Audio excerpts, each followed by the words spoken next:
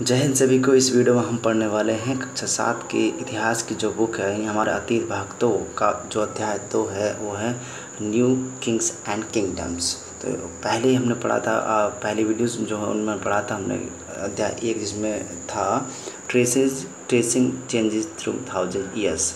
ठीक है, यानी 1000 साल में जितने परिवर्तन हुए थे और स्पेशली कहाँ से कौन कौन से थे, कहाँ से लेकर के वो 700 AD से लेकर के 1750 और AD तक।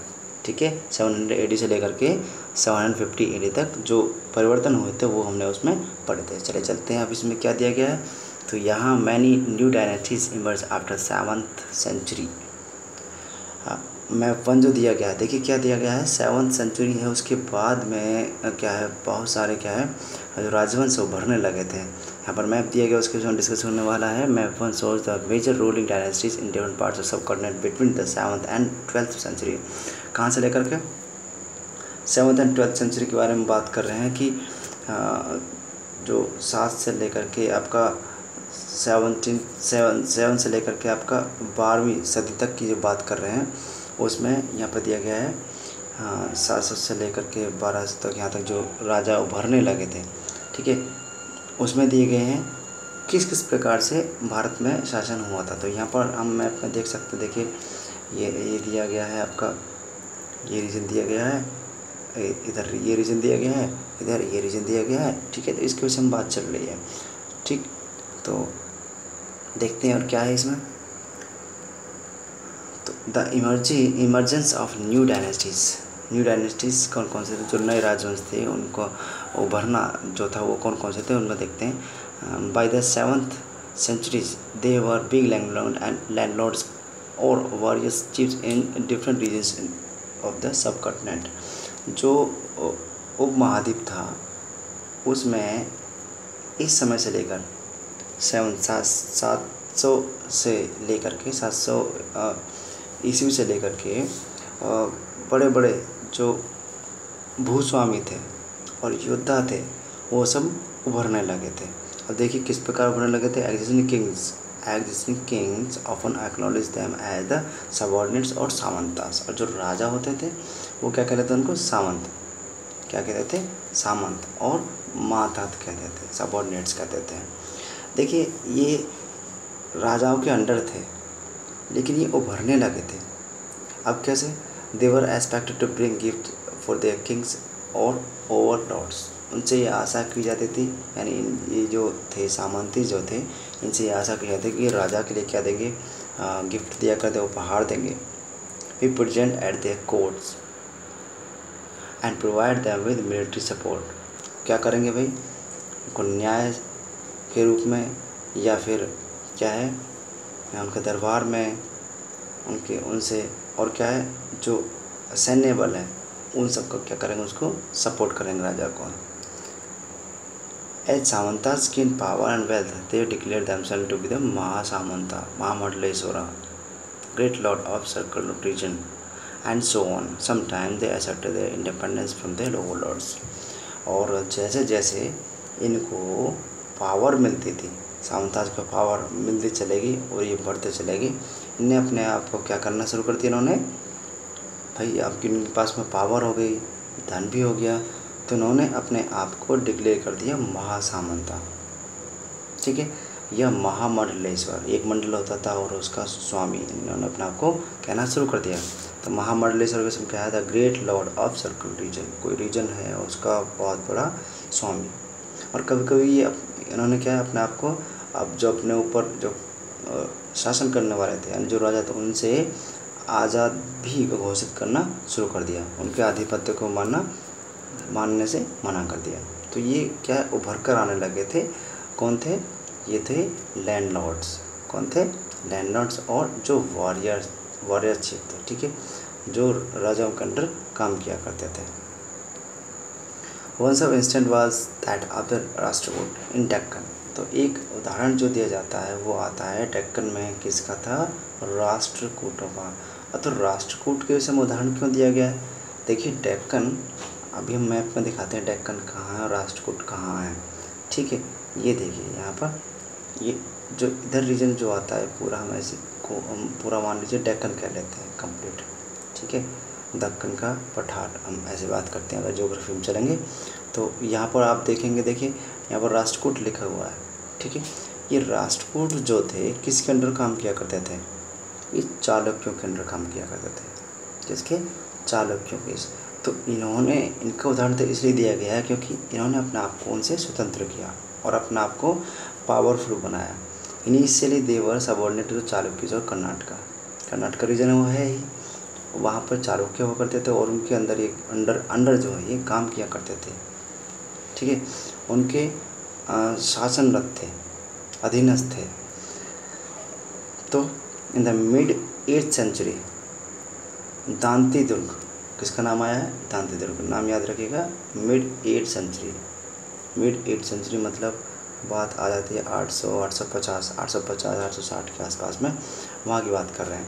वहाँ कौन था? एक दांती दुर्ग था जो इनका मुखिया था, राष्ट्रकूटों का चीफ था, ठीक है। Overthrew east Chalukyas overlord and perform a ritual called Hiranyagarbha. इन्होंने क्या किया? अपने आप को मुक्त कर लिया चालुक्यों से, और क्या किया?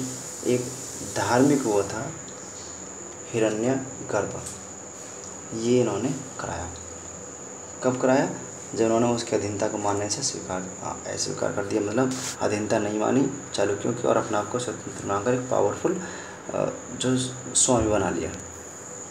अब when the ritual was performed with the help of Brahmins, it was thought that led to the rebirth of the sacrifice as a Kshatriya, even if he was not by the birth। तो इसका मतलब क्या हुआ था? इस ritual को, इस जो इन्होंने जो कराया था, अनुष्ठान जो कराया था, रिचुअल मीन्स अनुष्ठान होता है, ये अनुष्ठान जो उन्होंने कराया था ब्राह्मणों के द्वारा, तो इसमें ये माना गया था कि जो क्षत्रिय नहीं भी है, ठीक है, अब वो दोबारा अगर जन्म लेगा, उसने ये रिचुअल कराया है। कौन सा रिचुअल? हिरण्यगर्भ। ये रिचुअल, ये अनुष्ठान कराया है और उस इंसान ने जो क्षत्रिय नहीं है, अब जब उसका दोबारा जन्म होगा तो वो क्षत्रिय के रूप में होगा, ये था इसका मतलब, ठीक है। तो अभी तक हमने क्या पढ़ा है? उदाहरण किसका है? दांती दुर्ग का। दांती दुर्ग ने कौन सा अनुष्ठान कराया है? हिरण्यगर्भ, ठीक है। अच्छा, in other cases men from enterprising families use their military skills to carve out kingdoms। और कुछ ऐसे उदाहरण देखे गए हैं कि कुछ लोग मिलिट्री स्किल्स यानी सैन्य बल के अनुसार, सैन्य बल के रूप में अपने आप को राजाओं से मुक्त किया करते थे सैन्य कौशल के अनुसार, ठीक है, अपना राजशाही कायम करते थे। जैसे फॉर इंस्टेंट एग्जाम्पल यहाँ पर आ जाता है कदम्ब मयूर शर्मा एंड गुर्जरा प्रतिहार हरिश्चंद्र। गुर्जरा प्रतिहार हरिश्चंद्र, देखिए दो नाम आए हैं, एक तो आया है कदम्ब मयूर शर्मा, ठीक है, और दूसरा नाम जो आया है वो है गुर्जरा प्रतिहार हरिश्चंद्र। ये दोनों ही ब्राह्मण थे, ठीक है, दोनों ही ब्राह्मण थे, लेकिन इन्होंने क्या किया? सैन्य बल के अनुसार क्या किया? सैन्य बल के अनुसार अपने आप को क्या है, एक उभरते हुए क्या किया? अपना साम्राज्य फैलाने का काम किया। क्या किया उन्होंने? वो give up their traditional professions and took to arms. भाई ब्राह्मण लोग हैं तो उनके जो पारंपरिक जो तरीके होते हैं, क्या करना, हवन करना, यज्ञ करना, ये सारी चीज़ें होती हैं, लेकिन इन्होंने इनको छोड़ा, ठीक है, और हथियार आर्म्स को उठाया, शस्त्र को अपनाया और सफलता प्राप्त की। कहाँ पर? कर्नाटका और राजस्थान में अपना साम्राज्य फैलाने में, ठीक। तो यहाँ तक समझ में आया? यानी दो नाम यहाँ पर और आए हैं, कदम्बा नाम आकर के आया है और एक कौन सा? गुर्जरा प्रतिहार हरिश्चंद्र करके आया है। इन्होंने क्या किया था? इन्होंने अपने जो ये ब्राह्मण से संबंध रखते थे और इन्होंने अपनी परंपरा को छोड़ा और शस्त्र को उठाया और सक्सेसफुली अपना साम्राज्य स्थापित किया। कहाँ? कर्नाटका और राजस्थान में, ठीक है। तो हम जो पढ़ रहे हैं वो ये पढ़ रहे हैं किस प्रकार से नए राजवंश उभर कर आ रहे थे। पहला उदाहरण किसका पढ़ा था हमने? दांती दुर्ग का पढ़ा था। तो उस उदाहरण हमने यहाँ इनको पढ़ लिया है। अब एडमिनिस्ट्रेशन किंगडम्स, इसके विषय में बात करते हैं। एडमिनिस्ट्रेशन किंगडम, इससे पहले हम देखिए यहाँ पर ये इंपॉर्टेंट चीज़ दी गई है, ये एलोरा की गुफाएं हैं, ठीक है। और यहाँ पर विष्णु को दिखाया गया है एज ए नरसिम्हा और द मैन लाइन, और ये राष्ट्रकूटों के समय में बनाया गया था। एलोरा की जो गुफाएं हैं वहाँ की बात कर रहे हैं, ठीक है। अब गुफा नंबर कौन सी है? इसका नंबर ये है 15, ठीक है। तो याद रखेंगे गुफा नंबर 15 जो है एलोरा की, उसमें क्या दिखाया है? विष्णु को दिखाया है एज ए नरसिम्हा, ठीक है। ये भी आप याद रखेंगे, काम की चीज़ है। अब चलते हैं एडमिनिस्ट्रेशन किंगडम्स, यानी राज्यों में प्रशासन किस प्रकार से चलना था, ठीक। देखिए, many of these Kings adopt high sounding titles. क्या हुआ था इसमें? इनमें से जो राजा थे उन्होंने नए नए क्या क्या अपनाए। देखिए, नए नए उपाधि धारण की, किस किस प्रकार से? कोई अपने आप को कहता महाराजा धीराज, महाराजा धीराज, ठीक है। कोई कहता त्रिभुवन चक्रवर्ती, ठीक। इस प्रकार से इन्होंने अपने जो है उपाधियाँ धारण कर रखी थी। In spite of such claims, in spite of such claims, चलिए देखते हैं अभी। In spite of such claims, in spite of such claims they often shared power with their samantas as well as with associations of peasants, traders, brahmins। तो इनके साथ साथ में क्या है, ये जो ब्राह्मण होते थे उनसे, किसान होते थे उनसे, और जो व्यापारी होते थे उनसे अपनी पावर को बढ़ाने में क्या है, अपनी शक्ति को बढ़ाने में कुछ संसाधन इकट्ठे किया करते थे, यानी उनका ये प्रयोग किया करते थे। ये राजा जो अपनी नई नई उपाधियाँ जो प्रयोग करते थे, उपाधियाँ रख ली, तो इसका मतलब क्या है, लोग इनको बहुत ही बड़ा कहते थे। यहाँ ये महाराजा धीराज ऐसे करके, ठीक। चलिए, in such of these state resources were obtained from producers, that is peasants, cattle keepers, artisans, who were often persuaded to compel to surrender part of what they produce. Sometimes they were claimed as rent due to lord who asserted that he owned the land. Revenue was also collected from traders. तो कभी कभी क्या होता था, देखिए, कुछ जगहों पर इनसे जो संसाधन प्राप्त किए जाते थे, किनसे प्राप्त किया जाते थे? देखिए, जो किसान होते थे पेशेंट, इनसे, जो पशु रखने वाले थे उनसे, जो कारीगर आर्टिसंस जो होते थे उनसे, इनको क्या होता था भाई, इनकी बातें माननी पड़ती थी, किनकी? राजाओं की, ठीक है। और इनके अंडर काम करना पड़ता था, ये बाध्य होते थे। और इनसे कभी कभी टैक्स भी लिया करते थे, लगान जो होता है वो भी इनसे लिया करते थे। और व्यापारियों से भी क्या है, टैक्स लिया जाता था, ठीक। अच्छा, राजस्व मतलब लिया जाता था व्यापारियों से भी। अब थोड़ी सी हम ये भी देख लेते हैं। देखिए, 400 कितने 400 टैक्सेस ये कलेक्ट किया जाते थे। कब? देखिए, the inscription of Cholas who rule in Tamil Nadu refer to more than 400 terms of different kind of taxes. The most frequently mentioned tax is VAT, taken not in cash but in the form of forced labors, and kadamai or land revenue. There were also taxes on thatching the houses, the use of ladder to climb palm trees, a case of succession to family properties. तो तमिलनाडु में चोलास जो होते थे वो शासन किया करते थे। जैसे हम बताया है 400 प्रकार के वो टैक्स लिया करते थे। उनमें से भी मोस्टली जो था एक वेटी नाम का था, वेटी टैक्स जो था उसके विषय में बताया गया है। और ये किसके फॉर्म में आता था? श्रम के विषय में, यानी लोगों पर इतना कार्य करवाया जाता था। और दूसरा था कड़माई, इसको हम भू राजस्व कहते थे।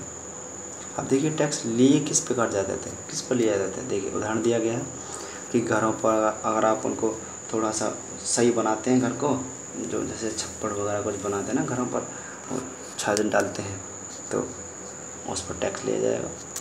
अगर आप पाम जो चीड़ के पेड़ हैं उन पर आप चढ़ रहे हैं, सीढ़ी लगा रखी है आपने, तो उस पर टैक्स लिया जाएगा। ठीक है। और जो संपत्ति होती थी उसका अधिकार जो बनता था परिवार में, उस पर भी टैक्स लिया जाता था। तो इस प्रकार के इन्होंने 400 प्रकार के टैक्स क्या है लगा रखे थे। ठीक, चलिए आगे चलते हैं।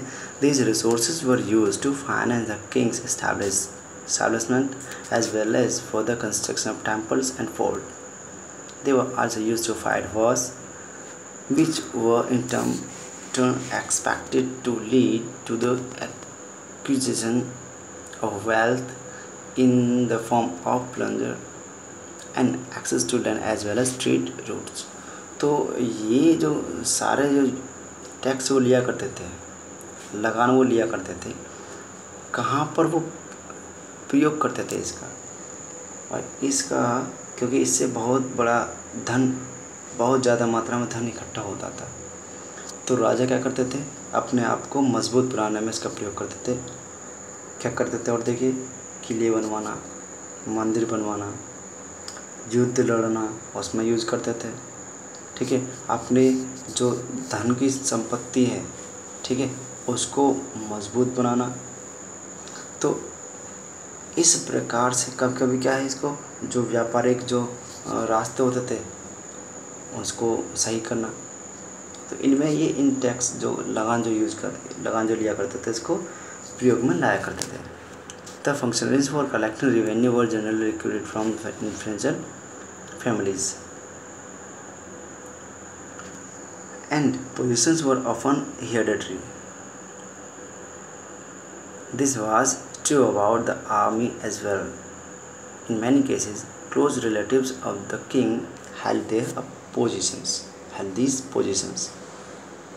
तो देखिए जो रेवेन्यू को जो भू राजस्व जो होता था, राजस्व जो होता था, उसको वसूली करने के लिए कुछ पदाधिकारी नियुक्त किए जाते थे, और स्पेशली ये वंशानुगत होते थे। यानी जो बेटा होता है किसी का वो करेगा, फिर उसका बेटा आएगा वो करेगा, फिर उसका बेटा आएगा फिर वो करेगा।